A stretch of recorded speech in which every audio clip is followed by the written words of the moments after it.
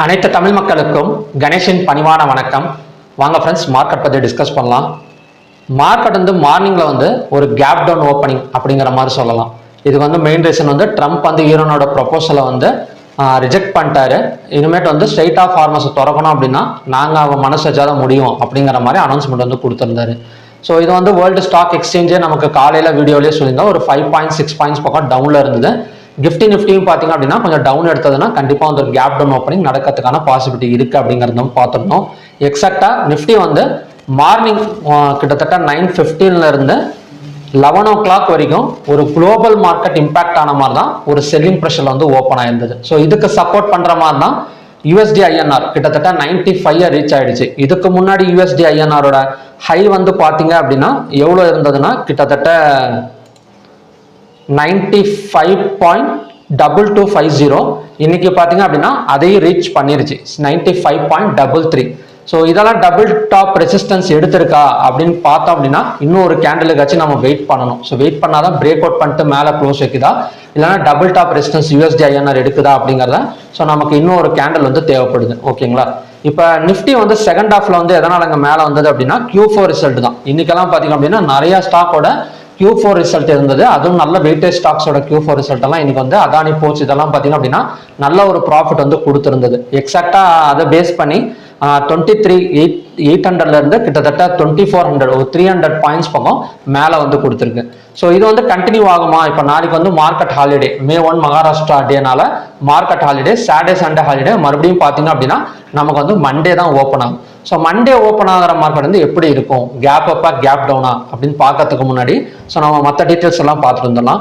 இப்போ ஓவராலாக open interest data வந்து ஒரு ஈக்குவல் க்ளோசிங் அப்படின்னு சொல்லலாம். அதாவது கேஷ் ஃப்ளோ வந்து காலையில் கொஞ்சம் செல்லிங் ப்ரெஷர் இருந்தது. பட் க்ளோசிங் ஆகிறப்ப பார்த்தீங்க அப்படின்னா ஒரு ஈக்குவல் க்ளோசிங். கேஷ் ஃப்ளோ ரெண்டு பக்கமுமே வந்து பேலன்ஸ்டாக தான் இருந்ததே தவிர எந்த பக்கமும் பெருசாக வந்து புஷ் பண்ணி வந்து க்ளோசிங் வந்து வைக்கல. ஓகே, நெக்ஸ்ட் வந்து என்எஸ்சியில் பார்த்தீங்க அப்படின்னா 3,308 ஸ்டாக்ஸ் வந்து ட்ரேட் ஆயிருக்கு. அதில் 1,236ங்கிறது பாசிட்டிவ், டிக்ளைனுங்கிறது 1,971, அன்சேஞ்சடுங்கிறது 101. கிட்டத்தட்ட பாசிட்டிவா கம்பேர் பண்றதை விட நெகட்டிவ் வந்து கொஞ்சம் அதிகமா இருக்கு.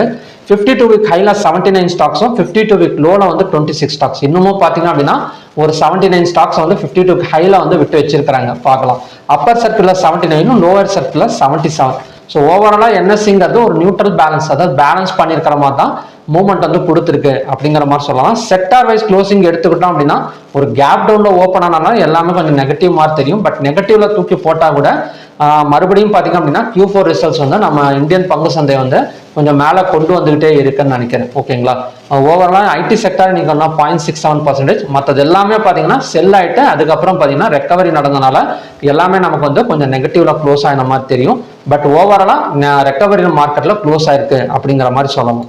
நெக்ஸ்ட் ஹைவேட்டேஜ் ஸ்டாக்ஸ் பார்த்தாலும் சேம் கண்டிஷன் தான். இப்போ டிசிஎஸ், இன்ஃபோசிஸ், சன்ஃபார்மா, ரிலையன்ஸ், மாருதி எல்லாமே கொஞ்சம் பாசிட்டிவ் க்ளோசிங். மற்றதெல்லாம் நெகட்டிவ் க்ளோசிங் கிடையாது. நல்லா புரிஞ்சுக்கங்க, எதுவுமே நெகட்டிவ் க்ளோசிங் கிடையாது.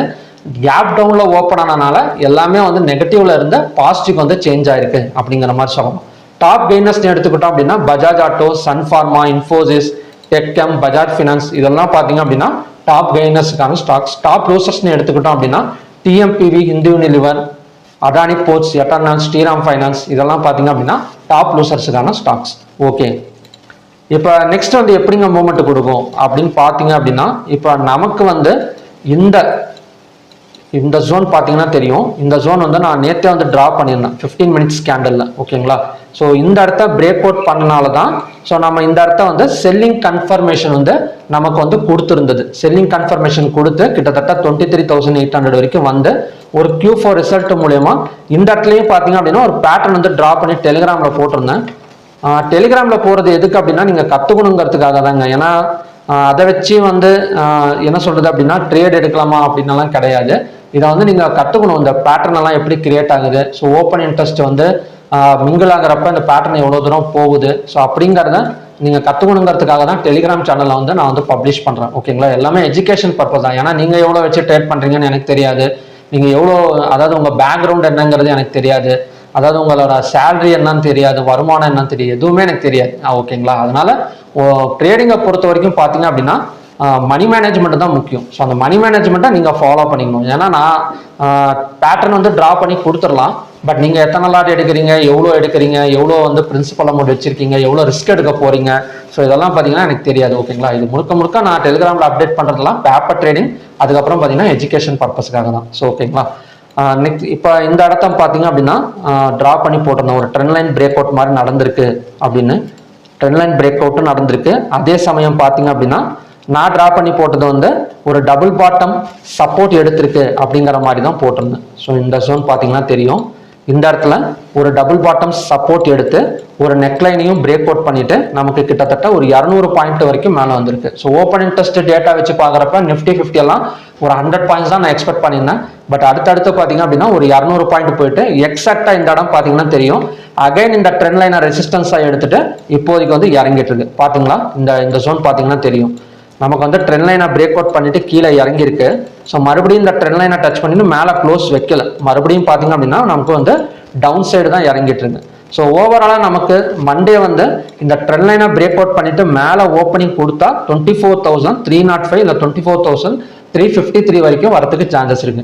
ஸோ அப்படியே கொஞ்சம் கீழே இறங்கி ஓப்பன் ஆனால் கூட நெக்ஸ்ட் சப்போர்ட்டுங்கிறது 23,939, 23,800. ஸோ இந்த இடம் தான் பார்த்தீங்கன்னா நமக்கான நெக்ஸ்ட் சப்போர்ட் ஜோன். இதுக்கு கீழே ஓப்பன் ஆகிறப்ப இது அடுத்தடுத்து சப்போர்ட்டா வந்து ஒர்க் அவுட் ஆகும். இல்லைன்னா இதுக்கு மேலே இந்த ட்ரெண்ட் லைனுக்கும் மேலே ஓப்பன் ஆகிறப்ப 24,353 வரைக்குமே ரீச் ஆகக்கூடிய சான்சஸ் வந்து நமக்கு வந்து இருக்கு. ஓகேங்களா, நெக்ஸ்ட் வந்து பேங்க் நிஃப்டி பார்க்கலாம். இப்போ பேங்க் நிஃப்டி எடுத்துக்கிட்டா கூட சேம் கண்டிஷன் தான். இப்போ பேங்க் நிஃப்டியோட ஹையெல்லாம் பிரேக் அவுட் பண்ணதுன்னு வச்சுக்கோங்களேன், எக்ஸாக்டா நமக்கு சப்போர்ட் ஜோன் டிரா பண்ணோம்னா இந்த இடம் தான். ஏன்னா இந்த இடத்துல தான் ஒரு பாட்டம் சப்போர்ட் எடுத்து நெக்லைனை பிரேக் அவுட் பண்ணிட்டு மேலே வந்திருக்கு. 54,600ங்கிறது பேங்க் நிஃப்டியோட support zone. Fed rate cut வந்து அன்சேஞ்சு தான் கொடுத்துருந்தாங்க. ஆக்சுவலி பார்த்தீங்க அப்படின்னா நமக்கு தேர்ட் டைம் வந்து அன்சேஞ்சு வந்து கொடுக்குறாங்க. அன்சேஞ்சுங்கிறது எதிர்பார்த்தது தான், ஏன்னா வார் போயிட்டு இருக்கனால ரேட் கட்டை வந்து கட் பண்ண முடியாத க்ரூட் ஆயிலெல்லாம் எகிரிட்டு இருக்கு. கிட்டத்தட்ட பிரெண்ட் க்ரூட் ஆயிலெல்லாம் $120 $126 டச் பண்ணிடுச்சு. கிட்டத்தட்ட அமெரிக்காவே ஒரு என்ன சொல்றதுன்னா ஒரு எக்கனாமிக் ப்ராப்ளத்தில் மாட்டி இருக்கிற மாதிரி தான் தெரியுது. ட்ரம்ப் இருந்துமே கூட விட்டு கொடுக்குற மாதிரி தெரியல. ஸோ அவர் கொஞ்சம் விட்டு கொடுத்துட்டாரு அப்படின்னா அவர் விட்டு கொடுக்காததுக்கு ஒரு காரணம் இருக்கு. அதாவது நியூக்ளியர் பிளான்ஸை வந்து குறைச்சிக்கங்கிறாங்க. அதாவது ட்ரம்ப் சைட்ல இருந்து நியூக்ளியர்லாம் இவ்வளோலாம் நீங்க தயாரிக்க கூடாது, கொஞ்சமாச்சும் குறைச்சிக்கங்க அப்படின்னு சொன்னா அதை அவங்க கேட்கற மாதிரி தெரியல. நாங்க வந்து இஷ்டத்துக்கு தயாரிப்போம், என்ன வேணா பண்ணுவோம் அப்படிங்கிற மாதிரி தான் அவங்க சைடும் பேசிட்டு இருக்காங்க. ஸோ ரெண்டு பக்கமும் பாத்தீங்க அப்படின்னா அடுத்த கட்ட பேச்சுவார்த்தைக்கு இடம் இல்லை அப்படிங்கிற மாதிரி தான் போயிட்டு இருக்கு. ஓகேங்களா, ஸோ நெக்ஸ்ட் ஹையா பிரேக் அவுட் பண்ணா 55,754 வரைக்கும் ரீச் ஆகக்கூடிய சான்சஸ் வந்து பேங்க் நிஃப்டில வந்து இருக்கு. நெக்ஸ்ட் வந்து ஃபின் நிஃப்டி பார்க்கலாம். ஸோ ஃபின் நிஃப்டி நமக்கு சேம் கண்டிஷன் தான். ஹையா பிரேக் அவுட் பண்ணா 25,995, இல்லை அப்படின்னா நெக்ஸ்ட் சப்போர்ட்டுங்கிறது 25,526. கொஞ்சம் கீழே இறங்கி ஓப்பன் ஆனால் 25,526ல ஒரு டபுள் பாட்டம் சப்போர்ட் எடுக்கிற மாதிரி ஃபின் நிஃப்டி வந்து கிரியேட் ஆயிருக்கு. நெக்ஸ்ட் வந்து மிட் கேப் நிஃப்டி.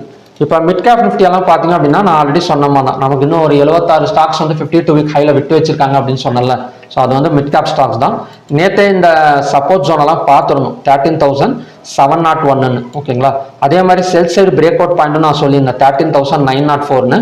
எக்ஸாக்டா செல் சைடு பிரேக் அவுட் பாயிண்ட் கொடுத்துட்டு 13,701ல இருந்து ஒரு 200 பாயிண்ட்ஸ் பக்கம் நமக்கு வந்து மேலே வந்து வந்திருக்கு. ஓகே, நெக்ஸ்ட் வந்து சென்செக்ஸ் எடுத்துக்கிட்டா சேம் கண்டிஷன் தான், நிஃப்டி மாதிரி தான். பட் நிஃப்டியை விட சென்செக்ஸ் நமக்கு மேலே க்ளோசிங் வச்சிடுச்சு அப்படிங்கிற மாதிரி சொல்லலாம். இப்போ நிஃப்டி ஆச்சு ட்ரெண்ட் லைனை வந்து டச் பண்ணிட்டு ரெசிஸ்டன்ஸ் எடுத்தது, பட் சென்செக்ஸ் எல்லாம் நமக்கு மேலேயே க்ளோஸ் வச்சிடுச்சு. ஸோ பையிங் கன்ஃபர்மேஷன் கிடைச்சிருக்கு. ஸோ நெக்ஸ்ட் சப்போர்ட் சென்செக்ஸ்ல டிராப் பண்ணணும் அப்படின்னா கிட்டத்தட்ட 76,300. ஸோ இந்த இடத்துல வந்துட்டு மறுபடியும் மேலே வரதுக்கான சான்சஸ் வந்து நிறையவே இருக்கு. ஓகே, இந்தியா விக்ஸ் எல்லாம் எப்படிங்க இருக்கு அப்படின்னா, இந்தியா விக்ஸஸ் எப்படி சப்போர்ட் பண்ணுதுன்னா செல்லிங் சைடு தான் சப்போர்ட் பண்ணிட்டு இருக்கு. ஸோ இந்தியா விக்ஸும் சரி யூஎஸ்டி ஐஎன்ஆரும் சரி நமக்கு வந்து ஒரு செல்லிங் சைடு தான் சப்போர்ட் பண்ணுதே தவிர பையிங் சைடு வந்து சப்போர்ட் பண்ணலை. இன்னைக்கு மார்க்கெட் வந்து ரெக்கவரி ஆனதுக்கு ஒரே காரணம் குவார்ட்டர்லி ரிசல்ட்ஸ் நல்லா வந்துட்டு இருக்கனால புஷ் பண்ணியிருக்கிறாங்க. இன்வெஸ்டர்ஸ் வந்து எந்த குவார்ட்டர்லி ரிசல்ட்னோ அந்த குவார்ட்டர்லி ரிசல்ட் புஷ் பண்ணியிருக்காங்க. வெயிட்டேஜ் ஸ்டாக்ஸ்னால நமக்கு வந்து நிஃப்டியெல்லாம் கொஞ்சம் வந்து மேலே வந்திருக்கே தவிர மற்றபடி யூஎஸ்டி ஐஎன்ஆரா இருக்கட்டும் இந்தியா விக்ஸா இருக்கட்டும் இந்த ரெண்டுமே வந்து செல்லிங் சைடு தான் இன்னமும் வந்து ஸ்ட்ராங்கா வந்து சப்போர்ட் பண்ணிட்டு இருக்கு. ஸோ பார்க்கலாம், செல்லிங் ஆகணும் அப்படின்னா கண்டிப்பா லோவுக்கு கீழே ஒரு பிரேக் ஒரு க்ளோசிங் வைக்கணும். அப்போ தான் ஒரு பெரிய செல்லிங் நடக்கும். ஓகேங்களா, லோக்கு கீழே ஒரு 5 மினிட்ஸ் 15 மினிட்ஸ் ஆச்சு க்ளோசிங் வைக்கணும். இப்போதைக்கு நமக்கு ஒன் டேல ஹேமர் கேண்டில் தான் ஃபார்ம் ஆயிருக்கு. ஸோ அதனால ஹையாக பிரேக் அவுட் பண்ணால் கண்டினியூஸாக கொஞ்சம் பை போகிறதுக்கு சான்சஸ் வந்து நமக்கு வந்து நிஃப்டியில் இருந்து இருக்கு. ஓகேங்களா, நெக்ஸ்ட் வந்து க்ரூட் ஆயிலுக்கு போயிடலாம். இப்போ க்ரூட் ஆயிலோட நிலைமை எப்படி இருக்கு அப்படின்னா, ஒரு ட்ரிபிள் டாப் ரெசிஸ்டன்ஸ் வந்து எடுத்திருக்கு. இந்த இடத்த வந்து நம்ம காலையிலேயே வந்து பார்த்தது தான். ஸோ 10,535ங்கிறது ஒரு ட்ரிபிள் டாப் ரெசிஸ்டன்ஸ் அப்படின்னு பார்த்துருந்தோம். ஸோ கண்டிப்பாக இறங்குனது அப்படின்னா 9,650 வந்துட்டு மறுபடியும் சப்போர்ட் எடுக்கிறதுக்கு சான்சஸ் இருக்கு. ஸோ இப்போதைக்கு ட்ரிபிள் டாப் ரெசிஸ்டன்ஸ்ல ஒரு செல்லிங் கன்ஃபர்மேஷன் வந்து கிடைச்சிருக்கு. ஸோ இந்த triple top resistance work out ஆனதுன்னு வச்சுக்கோங்களேன், கிட்டத்தட்ட நமக்கு வந்து 2000-3000 பாயிண்ட் வரைக்கும் இறங்கிடும். குறைஞ்சபட்சம் பார்த்தீங்க அப்படின்னா ஒரு 2500 பாயிண்ட் வரைக்கும் இறங்கிறதுக்கு சான்சஸ் இருக்கு. தொடர்ந்து நமக்கு வந்து நியூஸஸ் வந்து என்ன சொல்றது அப்படின்னா, ஒரு போர் நிறுத்தம் நியூஸ் வந்து வரணும், இல்லைன்னா பேச்சுவார்த்தை நியூஸ் ஆச்சு வரணும். அப்படி நியூஸ் வந்தது அப்படின்னா க்ரூட் ஆயில் வந்து மறுபடியும் இறங்கிடும். ஏன்னா அதுக்கு மேலே போக விட மாட்டாங்க. க்ரூட் ஆயிலெல்லாம் ரொம்ப பெருசாக வந்து 126 போயிடுச்சு பிரெண்ட் க்ரூட் ஆயில். இன்னும் 130, 140, 150 போச்சுன்னு வச்சுக்கோங்களேன்.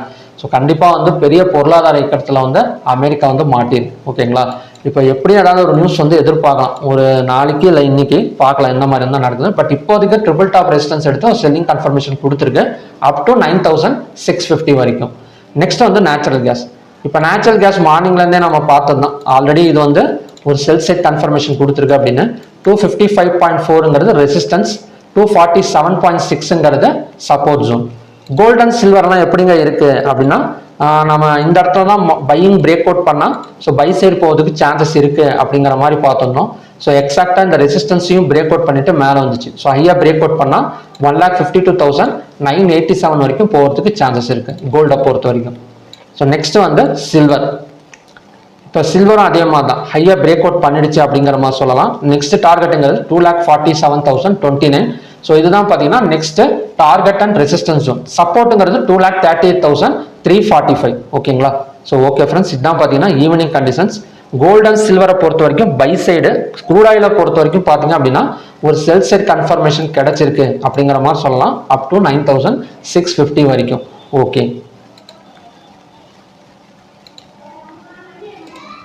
ஸோ ஓகே ஃப்ரெண்ட்ஸ், இதுதான் பார்த்தீங்கன்னா நமக்கு வந்து மண்டே கண்டிஷன்ஸ். ஸோ மார்க்கெட் இன்னும் க்ளோஸ் ஆகிறதுக்கு இன்னும் 20 மினிட்ஸ் இருக்கு. ஆல்ரெடி பார்த்தீங்க அப்படின்னா இந்த இடம் எக்ஸாக்டாக ரெசிஸ்டன்ஸ் எடுத்துட்டு நமக்கு வந்து இறங்கிட்டு இருக்கு. ஸோ ஹையாக பிரேக் அவுட் பண்ணாதான் நமக்கு வந்து பை, இல்லைன்னா ட்ரெண்ட் லைனாக பிரேக் அவுட் பண்ணால் பை சைடு வந்து ஃபோக்கஸ் பண்ணலாம். ஸோ மற்றபடி 23,939, 23,800 எல்லாம் பார்த்தீங்கன்னா நமக்கான நெக்ஸ்ட் சப்போர்ட் ஜோன். இந்த இடத்தையும் பிரேக் அவுட் பண்ணணும், இல்லைன்னா லோவை பிரேக் அவுட் பண்ணிட்டு க்ளோசிங் கீழே வச்சா கூட கண்டினியூஸாக கொஞ்சம் செல்லிங் ஆகும் 23,550. ஸோ ஒரேடியாக நமக்கு வந்து இறங்கிடாது, குவார்டர்லி ரிசல்ட்ஸ் எல்லாம் இருக்கு இன்னும். அதனால குளோபல் மார்க்கெட் இம்பாக்ட் வச்சு பையோ செல்லோ நடக்கலாம், மறுபடியும் ப்ராஃபிட் புக்கிங் நடக்கலாம். அதாவது என்ன சொல்றேன் அப்படின்னா, ஒரு வாலட்டிலிட்டியாக தான் இருக்கும் ஒரே சைடாக. இப்போ இன்னைக்கே பார்த்தீங்கன்னா நல்ல ஓப்பன் இன்ட்ரெஸ்ட் டேட்டாலாம் நல்லாவே செல்லிங் ப்ரெஷரில் வந்து ஒரு சப்போர்ட் பண்ண மாதிரி தான் இருந்தது காலையில் ஆப்ரேட்டர்ஸ் எல்லாமே. அதுக்கப்புறம் பார்த்தீங்கன்னா திடீர்னு நமக்கு வந்து பை எடுக்குது, ஒரு break out trend line break out பண்ணிட்டு, ட்ரெண்ட் லைன் பிரேக் அவுட்ங்கிறத விட Q4 ரிசல்ட்ஸை பிரேக் அவுட் பண்ணிட்டு நமக்கு பை எடுத்திருக்கு அப்படிங்கிற மாதிரி சொல்லலாம். ஓகேங்களா, ஸோ இன்னும் 2 நாளில் பார்க்கலாம். நான் சண்டே கூட வீடியோ ஒன்று போடுறேன், வீக்லி ரிப்போர்ட் அப்படின்னு, வீக்லியோட சப்போர்ட் அண்ட் ரெசிஸ்டன்ஸு. ஸோ நியூஸை பார்த்துட்டு ஸோ அதில் கூட நான் வந்து லெவல்ஸ் வந்து அப்டேட் பண்ணுற மறுபடியும். ஓகேங்களா, ஸோ ஓகே ஃப்ரெண்ட்ஸ், இதுதான் பார்த்தீங்கன்னா மண்டேக்கான கண்டிஷன்ஸ். சாட்டர்டே அதாவது May 2 வந்து சென்னையில் வந்து 1 டே ஆப்ஷன் ட்ரேடிங் செமினார் வந்து கண்டக்ட் பண்ண போகிறேன். ஸோ உங்களுக்கு இன்ட்ரெஸ்டட் இருந்தது அப்படின்னா ஃபோன் நம்பர் என்னோட வீடியோ டிஸ்கிரிப்ஷனில் வந்து ஃபோன் நம்பர் கொடுத்துருங்க. ஸோ அந்த ஃபோன் நம்பருக்கு கால் பண்ணியோ இல்லை மெசேஜ் பண்ணியோ, அதுதான் என்னோட வாட்ஸ்அப் நம்பரும் கூட, மெசேஜ் பண்ணி டீட்டெயில்ஸ் கேட்டு தெரிஞ்சுக்கலாம். ஸோ இந்த செமினாரில் வந்து எந்தெந்த டாபிக் வந்து கவர் ஆகும் அப்படின்னா, இப்போ நம்ம ட்ரேடிங் பண்ணுறது கண்டிப்பாக ஒரு ட்ரேட் செட்டப் வந்து தேவை, ஒரு ஸ்ட்ராட்டஜி வந்து தேவை, ஒரு மெத்தட் வந்து தேவை. ஓகேங்களா, ஸோ அந்த ட்ரேட் செட்டப் வந்து எப்படி கிரியேட் பண்ணுறது ஒரு 9:15க்கு, ஸோ எனக்கு கால் ஆப்ஷன் போகிறதா புட் ஆப்ஷன் போகிறதாங்கிற குழப்பம் இல்லாமல் எப்படி வந்து கரெக்டாக வந்து ஒரு டார்கெட் என்ட்ரி ஸ்டாப் லாஸ் எல்லாம் எடுக்கிறது அப்படிங்கிறத பற்றி. நெக்ஸ்ட் வந்து open interest data, how to read market sentiment, அதுக்கப்புறம் பார்த்தீங்கன்னா ஆப்ரேட்டர்ஸ் மூவ்மெண்ட் வந்து எப்படி ஃபைண்ட் அவுட் பண்ணுறது, expiry date techniques, scalping techniques, இந்த 6 டாப்பிக்கை பற்றி தான் நம்ம ஒரு நாள் வந்து டிஸ்கஸ் பண்ண போகிறோம். ஆஃப்டர் த கிளாஸ் கூட சப்போர்ட் இருக்கு. ஆஃப்டர் த கிளாஸ் கூட, ஏன்னா ஒரு நாள் நீங்கள் கற்றுக்கிட்டு போயிட்டு ஏதாவது டவுட் இருந்தால் எப்படிங்க கேட்கறதுனா ஒன்றும் பிரச்சனை கிடையாது, எனக்கு கால் பண்ணி பேசுங்க. நான் ஒரு டைம் சொல்கிறேன், உங்களுக்கு ஃப்ரீயாக இருக்க டைமை செட் பண்ணிவிட்டு உங்களுக்கு எந்த டாப்பிக்கில் டவுட்டோ அந்த டாப்பிக்கை மறுபடியும் பார்த்தீங்க அப்படின்னா ஒரு வீடியோ கால் எடுத்து நம்ம வந்து அதை டிஸ்கஸ் பண்ணிக்கலாம். ஓகேங்களா? ஸோ கண்டிப்பாக ஆஃப்டர் த கிளாஸ் கூட கண்டிப்பாக சப்போர்ட் இருக்குது. இதுக்கு மட்டும் கிடையாது, நான் எடுக்கிற 5 days online class, 3 days online class எல்லாத்துக்குமே பார்த்தீங்க அப்படின்னா ஆஃப்டர் த கிளாஸ் சப்போர்ட் இருக்குது. நீங்கள் எப்போனா ஃபோன் பண்ணியோ மெசேஜ் பண்ணியோ டவுட்ஸ் கேட்டு நீங்கள் வந்து கிளியர் பண்ணிக்கலாம். ஓகேங்களா? ஸோ ஓகே ஃப்ரெண்ட்ஸ், மறுபடியும் பார்த்தீங்க அப்படின்னா இன்னொரு நல்ல ப்ரிடிக்ஷன் வீடியோட நான் வந்து மீட் பண்ணுறேன். Thank you very much.